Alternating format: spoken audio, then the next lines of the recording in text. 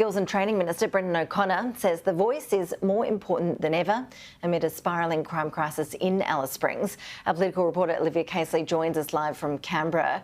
Olivia, we will bring our viewers that full interview with Mr O'Connor next on Afternoon Agenda. What are some of the key points that he made, though?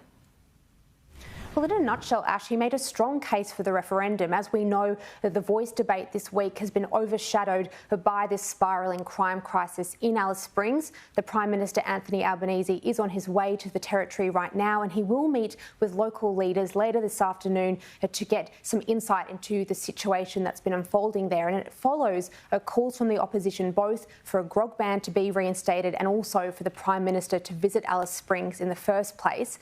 This all comes as well after a new poll released today shows that support for the Voice has dropped from 53% at the end of last year to 47%.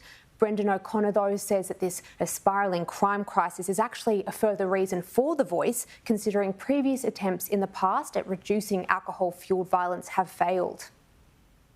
The Voice is required more now than ever because we've had decades and decades of failure when it comes to public policy in response to Indigenous matters for First Nations people. And I think that giving recognition in the Constitution to Aboriginal and Torres Strait Islanders, allowing them to have a say, not a decision-making capacity, but to talk to Parliament and talk to government about policies and programs that will assist their communities, I think is something we need to embrace.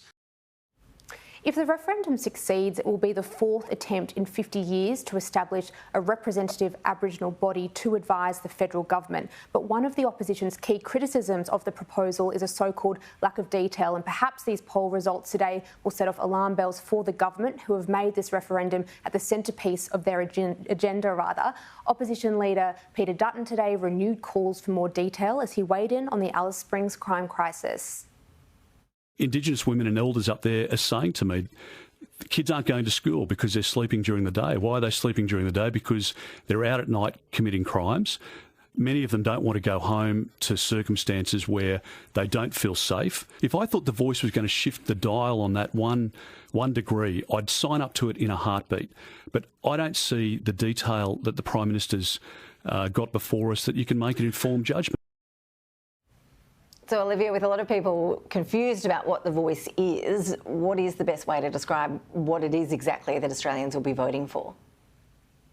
Well, essentially, Ash, in the second half of this year, Australians are going to be asked to vote in a referendum to enshrine an Indigenous voice to Parliament. So first, it will recognise First Nations Australians in the Constitution. It's a symbol of reconciliation, but it also provides a practical outcome for First Nations Australians. That's because it will give the government a mandate to establish a voice, which is essentially an advisory body that the government can consult on issues that affect Indigenous Australians. Here's how Government Services Minister Bill Shorten has explained the concept.